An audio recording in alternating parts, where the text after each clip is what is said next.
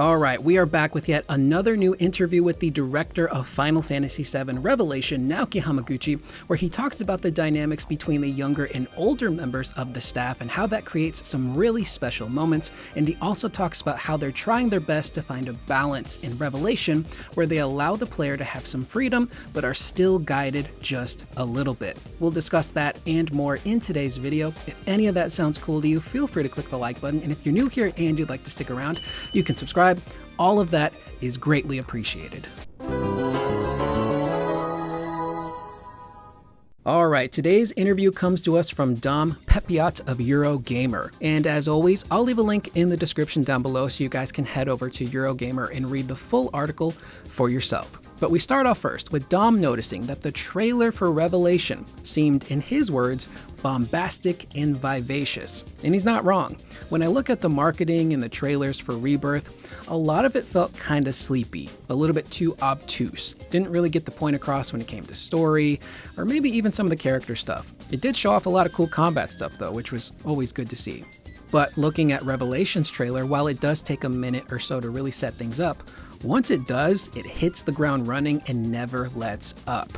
You get some cool story stuff, some great character moments, a little bit of the gameplay with combat and exploration.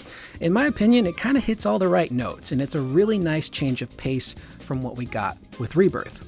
We even had some cool moments like Vincent tombstoning his way out of the Highwind in a really spectacular fashion that ended up becoming a bit of a viral sensation online. But anyway, how did all of this stuff come to be? Hamaguchi says, even in the cutscenes that we briefly showed during the Summer Game Fest reveal, where we see the party flying in and dropping from the Highwind, you see that Vincent is the only one wearing his parachute differently. His belt is crossed and he's not wearing it like a backpack, unlike all the other party members. That's not something I actually directed myself. I often receive a lot of proposals from the team members saying things like, oh, if it's Vincent, he'd probably wear his parachute like this. He continues by saying there are other examples of this, of the team suggesting things that end up feeling just right.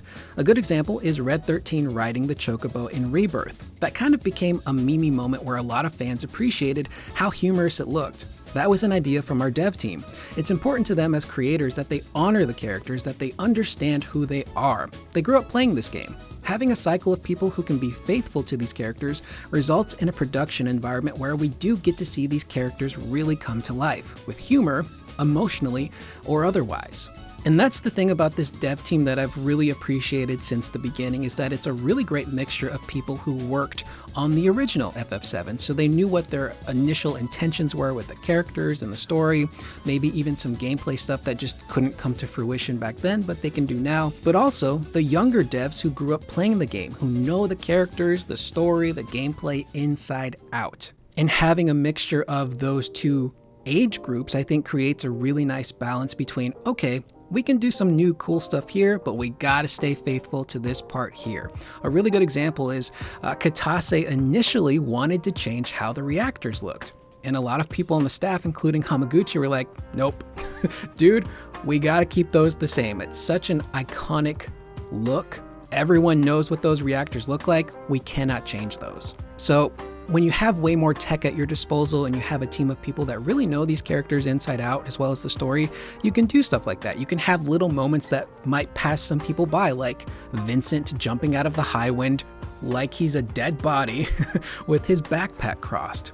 Red 13 riding on a chocobo like a human would. And that even extends into combat, seeing how the characters interact with one another with synergy skills and synergy abilities in Rebirth, and now Revelation. There's a really cool moment in the trailer for Revelation where Tifa and Sid are doing a synergy attack together.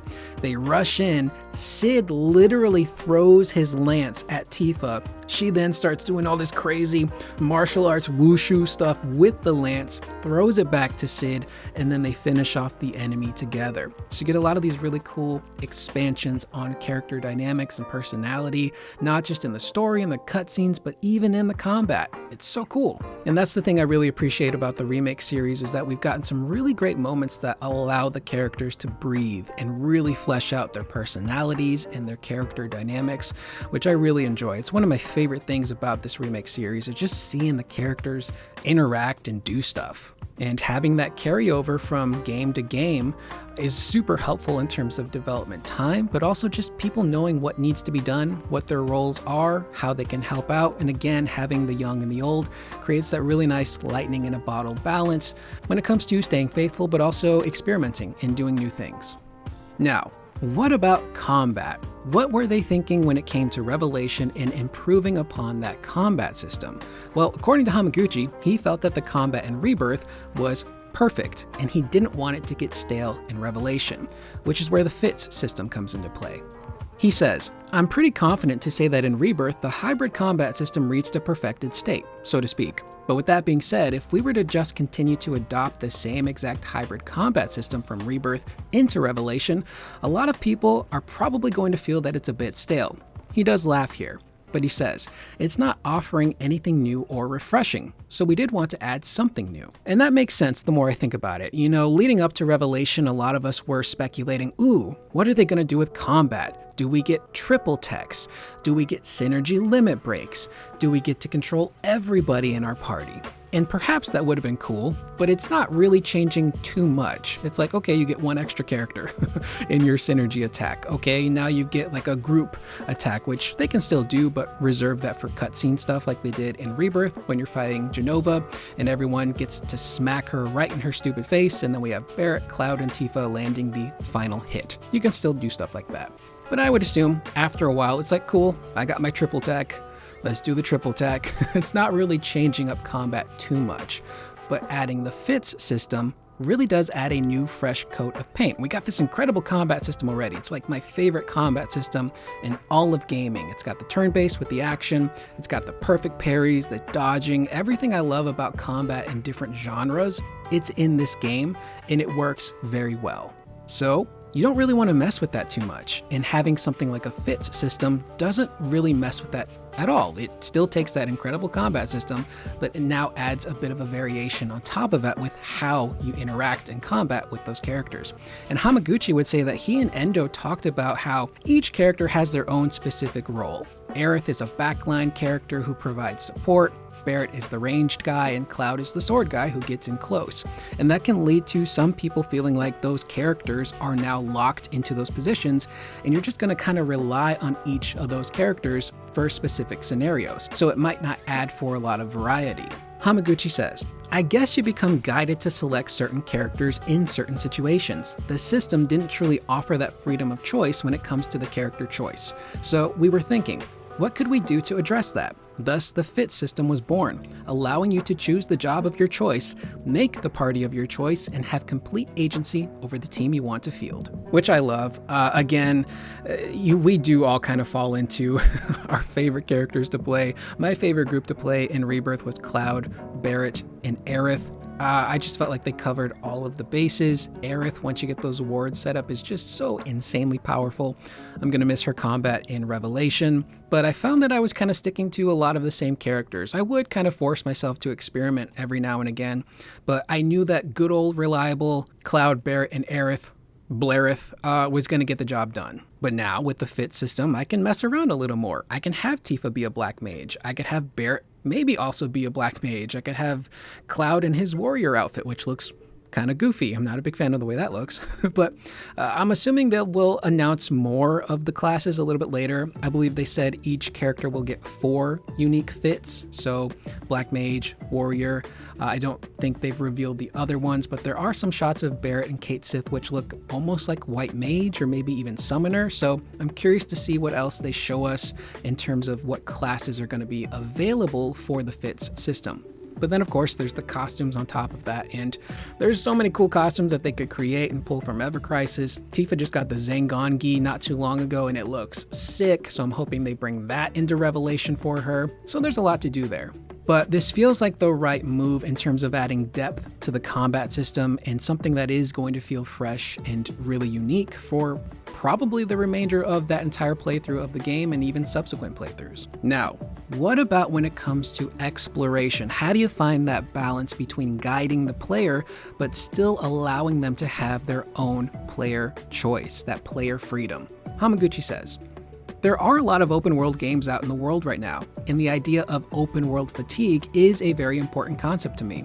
It depends on personal preference and different perceptions, but for me personally, I know I've had the experience where I've been thrown out into an open world game and not known where to go, not known where to begin, and not known what to do. But at the same time, the concept of being thrown into this wondrous world where anything goes is amazing. But for me personally, as a creator, I think it's very important to offer proper guidance for the players in open world games.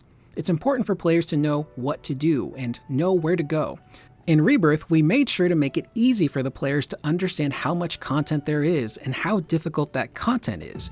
That design philosophy is applied to Revelation. Players have all the guidance that they need. This is something that both myself and the development team were very careful about when we designed the game. And that open world fatigue certainly hits in Rebirth. Granted, it's not truly an open world game, it's an open zone, or as Hamaguchi has called it in the past, open field type of game.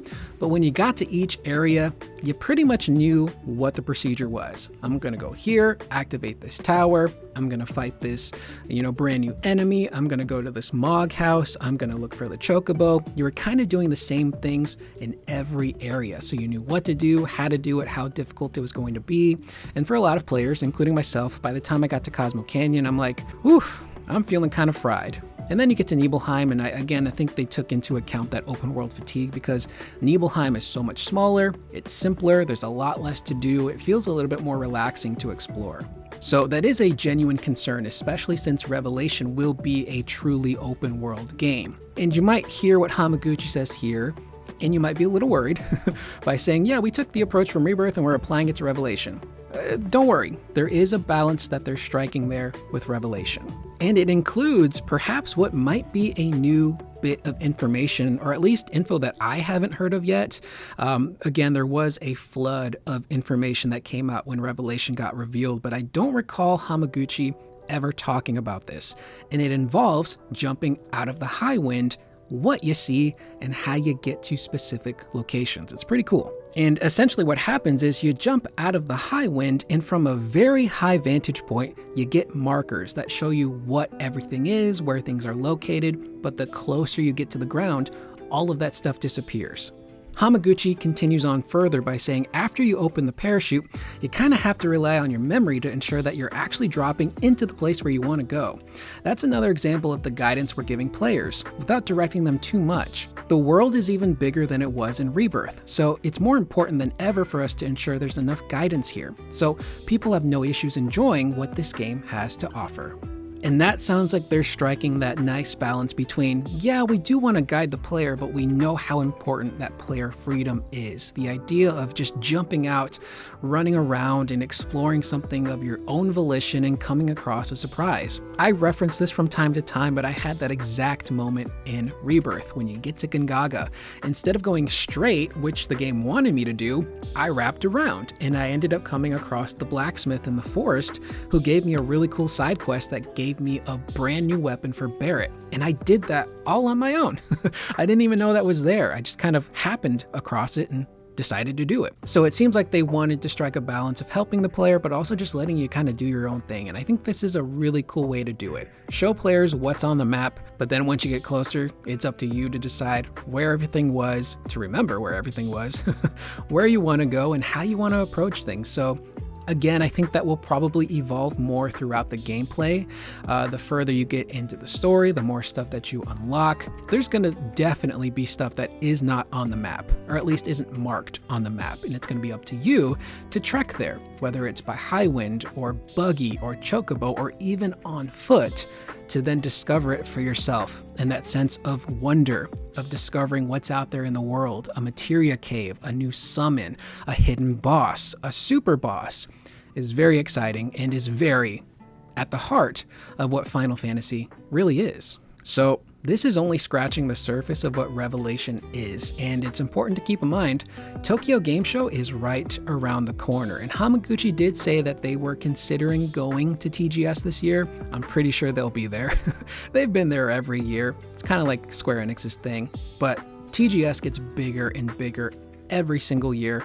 I would be surprised if they don't show up there, and they probably will. I would expect maybe a brand new trailer, maybe even a panel with a gameplay demonstration, but I'm pretty sure that they will be at Tokyo Game Show this year, and the lead up to TGS this year is something to keep an eye on, and it has me really excited. I'm just kind of thinking back to when I first started making videos and the lead up to TGS, when they were talking about Crisis Core Reunion and Final Fantasy XVI, and then the following year when we got the gameplay reveal for Rebirth at that year's Tokyo Game Show. I just remember being excited leading up to all of that, and I'm kind of feeling those vibes now as we head into TGS 2026 with potentially brand new floods of information for Final Fantasy VII Revelation. With that being said, that's the video. Let me know in the comments down below what you guys thought about what we read in today's video. And the question I'll leave you guys with is, what classes are you hoping to see pop up in the FITS system? Dark Knight, a Dragoon, Summoner? Let me know in the comments down below. I am Curious Corduroy. I will see you guys in the next video. Please remember to always be excellent to one another.